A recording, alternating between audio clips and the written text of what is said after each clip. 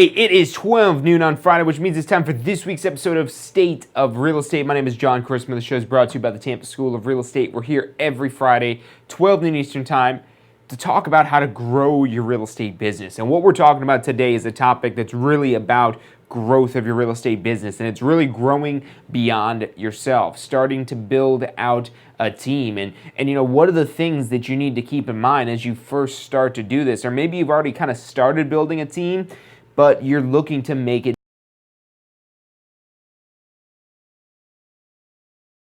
You're looking for efficiency.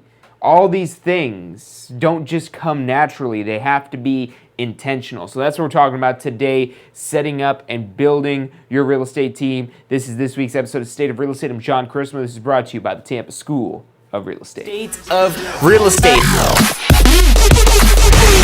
Every Friday at 12 noon Eastern Time.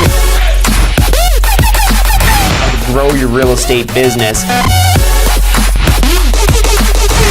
You're watching State of Real Estate. Hey, welcome back to this week's episode of State of Real Estate. My name is John Christman. The show is brought to you by the Tampa School of Real Estate. We're here every Friday at 12 noon Eastern Time to help you understand how to grow your real estate business. And what we're talking about today is building a team.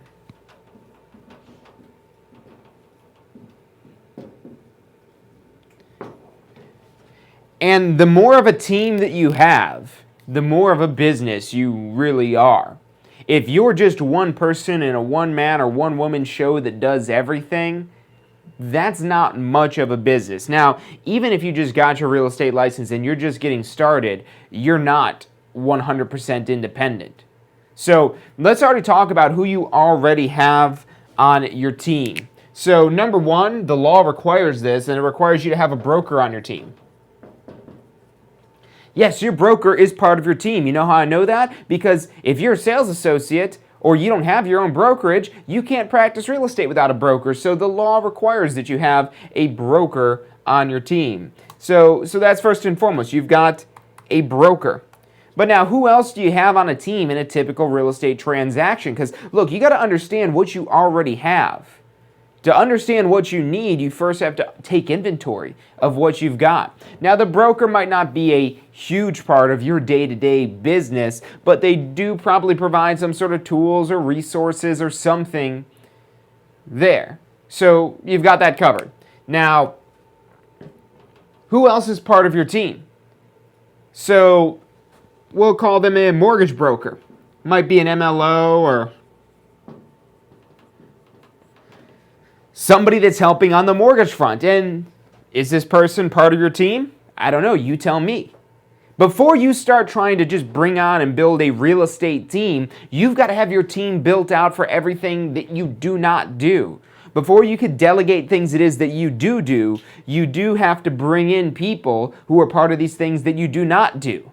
So you're not making loans. You don't have a mortgage loan originator license. You're not a mortgage broker. So that's not something that you do. But it's something necessary for almost every residential transaction.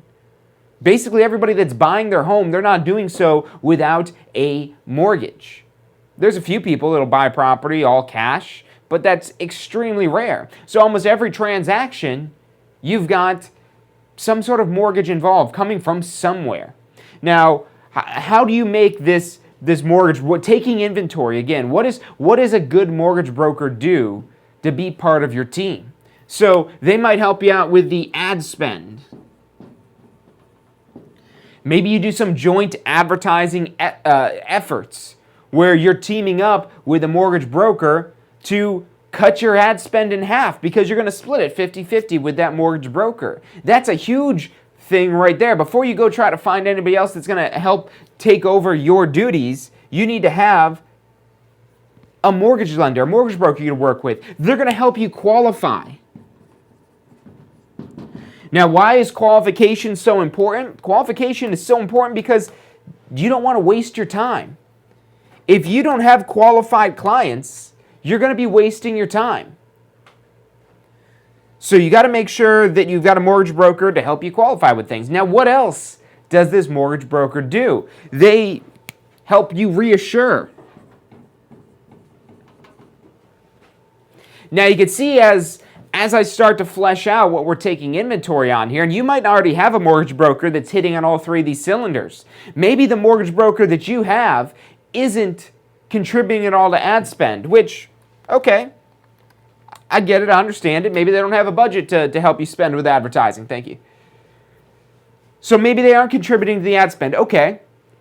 Now, pretty much all of them should be able to check off this box of qualifying. I mean, that's pretty much a given, but if you don't have a mortgage broker doing that, then you need one that's going to make sure they're going to help you qualify the clients. But this is another one, the Reassure. I can't tell you how many people in the financing world are more of a pessimist than an optimist, if you get what I'm saying here. That they're not reassuring your clients, they're looking for reasons of failure, they're looking for problems, and whether this is because they've become complacent, that they're burnt out, whatever the case may be. Look, this is not somebody that you have to have on a payroll. This is not somebody you're sharing your commission with. So this is a really great practice to help you really identify the qualities that you're looking for and bringing somebody on like this, somebody that you're working with, somebody that you're teaming up with. Because again, you already have a team. You're choosing your broker that you're teaming up with. But now once you've got a broker, okay, now what about a mortgage broker? You should find somebody that's going to help you out with ad spend. There are mortgage brokers out there that will help you with ad spend. However it is that you're advertising, some of them might have their different preferences, but that's a huge benefit right there. Because why should we just send them our business if we're the one spending all this money to generate the lead in the first place? Now they should be able to split that with us. And we should have some sort of agreement. You got to make sure you comply with RESPA and all that other stuff here, but for the most part, you should be fine if it's just related to ad spend. You're not getting kickbacks or anything like that. So making sure that they're helping you with the advertising cost. Making sure that they're doing their job of qualifying, and I would say the eagerness is what is important here. That they're one of those people that pick up their phone on the first or second ring. They're not letting their phone ring 6 or 7 times before they answer. They're not letting it go to voicemail and calling people back a day later. You want somebody eager to serve you as well as serve your clients. Because when you recommend somebody who doesn't return phone calls, who you got to leave a voicemail and you won't get a call back until days later, is that the image you want? Is that the image that you want to represent? No, it's not. And look, when we mention a team, you guys probably are thinking here, oh yeah, I want to have other sales associates working with me, helping me close deals. You'll get there, but you have to have everything right first before you're able to scale effectively. If you want to scale and grow your real estate business, you've got to make sure that everything is 100%. And this is such a big part of it because without this mortgage aspect of this, people would not be buying houses because they could not afford to buy houses. So this is huge. And then again, you need somebody who's reassuring, somebody who's very reassuring, because you're going to be there reassuring. I can't tell you how many times my job has been difficult where I'm having to call up a lender afterwards. Why are you telling people this? Why are you telling people this? That's not even an issue at this point. It's not an issue. It's probably not going to be an issue. And turns out in hindsight, it wasn't an issue. Why are you telling them this? Why are you trying to scare them off like this? What are you doing? So you need people that are reassuring that, yeah, it's difficult, but we can get it done. Because that's the can-do type of eager attitude that you need. So this goes as a blanket statement for everybody that you have around you, whether that's your broker, the mortgage broker, whoever. Maybe you have a preferred home inspector, maybe a title company. That these people are reassuring. Now, there's inspectors out there that will, it's their job to point out flaws with the property. But look, you want somebody who could point out a flaw and be reassuring at the same time. They can convey this information like it isn't the end of the world. Because a crack in a foundation is not the end of the world. Literally, when you think of that, it's not the end of the world. Yes, it's a problem. Yes, it might be a major problem. But is it something that we could get fixed? How much is it going to cost to get fixed? How much could we get the seller to drop the price if they don't want to fix it? So again, the reassurances, that's a blanket across the board, because in our sales profession, that's really what we're doing. And if we're the only one that knows how to reassure people, guess what? Our job is so much more difficult than it would normally have to be if we're the only one that knows how to reassure somebody. Now again, that doesn't mean that you lie about problems or you make light of problems. No, you still have the problem, but let's talk about the solutions rather than just talking about the problem. That's what reassuring people is. It's talking about the solutions and how we can get past the problem, not just focusing on the problem. And any one of these categories, even in the real estate space with realtors, especially when you're trying to actually recruit other agents to your team, that's what you need to be looking for. That they are reassuring. That's an important, again, across the board, because this is a major purchase. This is one of the biggest purchases somebody's making in their entire life. They need to be reassured that they're making the right choice, that there are options if there is any obstacle that comes up, that it's not the end of the world, it's not the end of the deal. Maybe it is. That is one option, that the deal is over, but let's explore the other options first before we go to that worst case scenario. Now, title company. So title company is another one of these that's really good to have at your side here, because a big thing is, for sellers, at least when you're doing listings, is a net sheet. A net sheet. And if you're not using net sheets when you do a listing presentation, you're leaving a lot of business on the table. You're leaving commission on the table when you're not using a net sheet. So we're the professional. And now how do we appear to be the professional? We appear to know what we're talking about. So somebody might ask us, well, how much money is that going to leave me walking away? And even if they don't ask that, they're thinking that. That's their number one concern, is how much money am I going to be able to walk away with from this property? That's always senior to any other concern, is how much money am I going to walk away with from this property? And the problem is, they don't know the exact breakdown of how much they're going to walk away from the property. And the only information we're giving them typically is a commission. Say, oh yeah, we're going to charge you X percentage of commission. And say, oh, well, that's only going to leave me X amount of dollars. Oh, I can't do that. And a lot of times when they make these estimations in their head, they're wrong. Either they're too high or they're too low, but it's not concrete. And the being that it's not a specific number, it leaves them apprehensive. They're not ready to make a decision because they don't have all the facts. So that net sheet helps clue them in on all the facts. Now, there's title companies out there that have great online calculators. Now, a title company you might have worked with maybe doesn't have that type of technology, and maybe you're not too big on technology yourself. These title companies can still prepare these. They're just doing it on a manual basis, just a quick rough estimate, because this is something huge that you want to present in a listing appointment, so they know what they're going to walk away with, what the seller's net's going to be, what they're going to walk away with after all the debits and credits and how it all plays out, including what our commission is going to be and any fees that might be included in the sale of their property. But look, I know you guys are tuning in today because you're probably looking to recruit agents to your team. Now, again, I wanted to start off with this because these are people that are already part of your team in one way or another. Either they're just a part-time team player, or they're somebody who is part of every transaction that you're doing. This is already part of your team before you even have any other agents when you're still yourself. So even when you're just one agent, you're not on your own. And the more often it is you work with the same people, especially when you have people trying to achieve that same goal, that same ultimate goal here, you're able to again, really start to hit a rhythm and hit a stride with things and start to do things more effectively and more efficiently. And that's the same thing you want to look for when you're bringing in other agents to your team. And that's what we're going to talk about next. But first, we're going to take a quick commercial break, so stick with us. I'm John Christopher. You're watching State of Real Estate. What's required to become a Florida real estate broker? Well, a few things. Number one, you have to have at least 2 years experience as a sales associate or a broker. Now, this experience could actually even be earned outside of Florida. It just has to be 2 years within the last 5 years. So 2 years of experience to become a broker. You also need to take a pre-licensing course. The broker pre-licensing course is 72 hours. It's got a 100 question and, of course, exam. Once you pass that and file all your paperwork with the state to upgrade to a broker license, then you just need to pass your state exam. That's another 100 question exam. You need to get a 75% on that.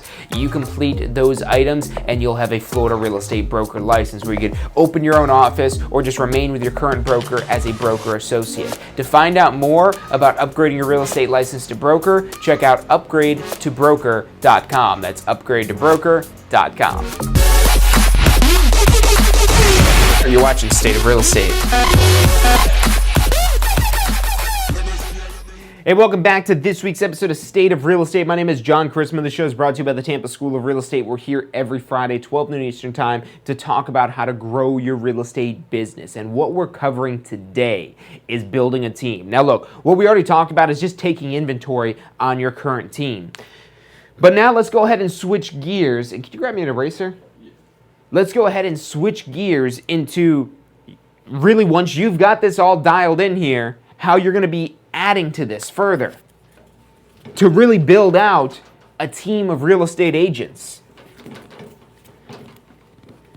Now, again, it starts with a matter of taking inventory. It's a matter of taking inventory of what are your types of duties. So we could break it down to two main categories, that you've got sellers and buyers. And then out of each one of these, first and foremost, you need lead generation. We'll just start with sellers. So you've got to generate a seller lead, then you need an appointment, then a lot of times you might need follow-up, and then you need the contract signed. We'll just call it this contract.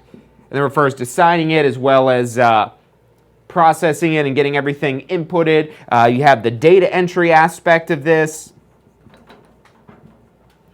And if you've ever had a listing before, now if you haven't had a listing before, you're probably not ready to start building a real estate team yet.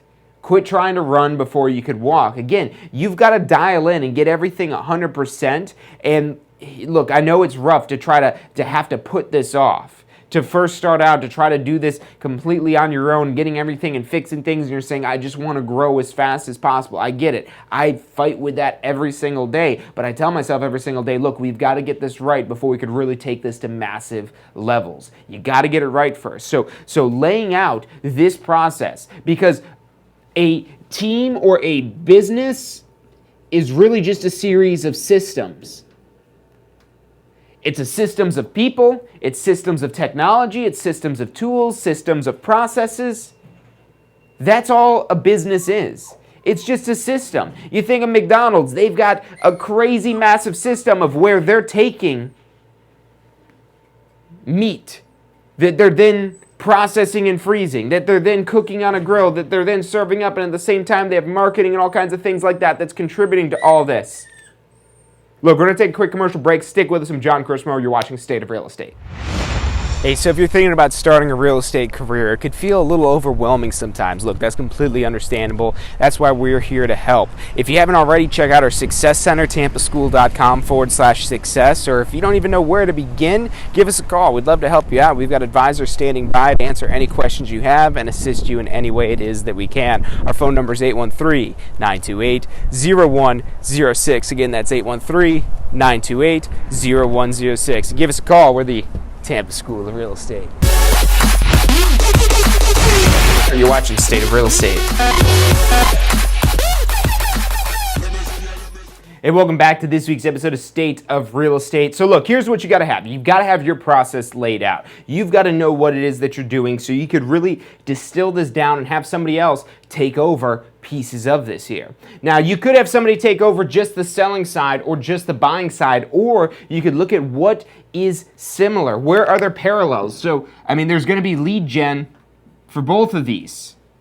There's going to be appointments for both of these. Now, lead generation for a seller and a buyer, lead generation in general is going to be pretty much the same sort of activities, the same things that you're doing. But appointments for a seller versus appointments for a buyer are going to be vastly different. So these are going to be big differences where even though they're called the same thing, they're not necessarily equal. So these are different tasks, different skill sets. Follow-up is going to be required. Now, the contract, once you get to contract, again, very different, but I want to share with you something that'll help you further understand how you could dissect some of these activities here. So the first thing is just taking a brief inventory of everything required in the process. So, and then one other thing we'll put on here just to make this kind of complete is getting to that closing. So once this gets under contract, again, we have another contract and basically all of our contingency periods and managing all of that, and that's a little bit bigger on the buyer side. Now, something that we use here at the Tampa School of Real Estate, and every person that ever wants to work with us, we always give them this assessment. It's called the DISC assessment. And so the DISC assessment, there's basically four, we'll just leave the seller side up here. And we'll just call it this in general. So there's four categories, D, I, S, and C. And this DISC assessment, you could Google DISC assessment and find like little free ones you could do online and things like that. I would do one of these on yourself first and foremost, so you understand what type of person it is that you are. So the idea of the DISC personality assessment is there are 4 main types of personalities. And now, really, very rarely, I actually saw for the first time the other day somebody that was just one single category. I've been told they exist, but out of the hundreds of tests that we've issued, I've never seen somebody that just scored as one single category here. But in theory, you might have somebody that is one single category, but most of the time they're a combination of 2 and sometimes even 3 of these different categories where they have strengths. And so the D, these are people that are more direct. The I is for people that are more influential. The S is for people who like systems and stability. And the C are people who are careful and cautious. Now, this type of person is better with details. This type of person is better with people. Now, if this is something that's working with people, you typically want these 2 categories. If this is somebody who is maybe doing administrative work, those are typically the categories that you'd look for. And this is just a basic personality test, but you go take one of these yourself and you'll be surprised by how much it resonates. You're like, oh wow, it kind of knows me, and it gets kind of creepy at first. But this is something that's been around for quite some time. And understanding this, well, it'll actually help you out with sales as well as you start to identify the people that you're working with and what type of personality it is that they are. And then you know what type of information to give them. These people want more details, whereas these people like to make a decision. This person just wants kind of like a story behind it. There's all kinds of selling tactics you could use when you understand somebody's personality to better communicate with that type of personality. But when you're putting somebody in a role to do certain activities, if you've got a C type of personality who you're trying to get them to do lead generation, they're going to be unhappy and you're going to be unhappy. They're going to be unhappy because they don't like doing it, and you're going to be unhappy because they're not getting the results that you want. Whereas the D and the I, this is going to be somebody who's going to be better for more sales-oriented type of activities, for lead generation and things like that. Whereas the S and the C, their strong point is going to be this whole back-end side of things, of managing and keeping track of things. And as you start to have more and more deals, this is where this is going to benefit. So if I were to just put it generally as something that would be good for most people who are finding success in real estate on their own. Now, if you're finding success in real estate on your own, I'm going to say most of the time you're probably in the DI category. Because these are also naturally more extroverted people who are willing to get out there and do what it takes. So if you're already finding some success and you're having trouble keeping track of things, that's me. So I fall in this category of the DI personality type, and I'm famous for not being able to keep track of details and starting things without having follow through on things. And look, you all have your strengths and weaknesses depending on this DISC personality type. So especially when you're this, you need to supplement with somebody who is this. Now, maybe you are S and C and you've found some success in real estate. Look, these are just what your personality is going to prefer the most. You'll be uncomfortable trying to find success on your own more so than somebody over here, but you're probably more likely to get it done because you watch all the details.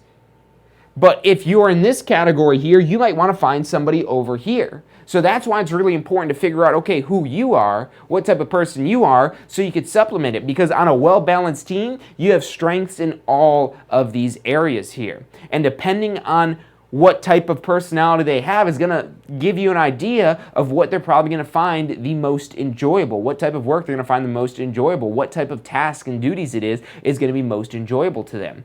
Now, the people over here, especially with the S is more about stability typically. And so this S type of role, this S personality, a commission-only type of arrangement might scare them a little bit because, again, they want stability. They want things to stick in place, and sudden change might kind of rock the boat and scare them a little bit.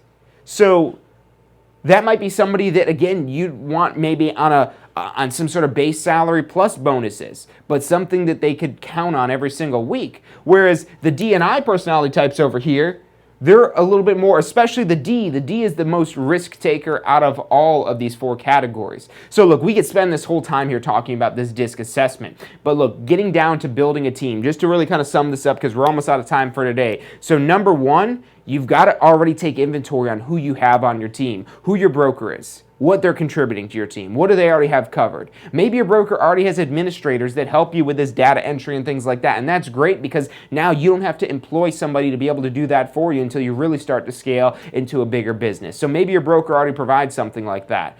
What about on the mortgage side of things? How are your clients getting their mortgages? And now, look, not every client has to go through your mortgage person.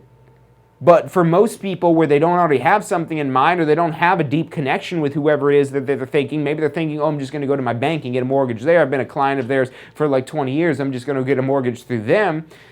The mortgage broker should be able to get a better deal than just what any bank should be able to get, or at least provide better service than what that bank is going to give them, especially provide better service than what that bank is going to give them. So that's, again, why you want that person in your arena, all working behind you.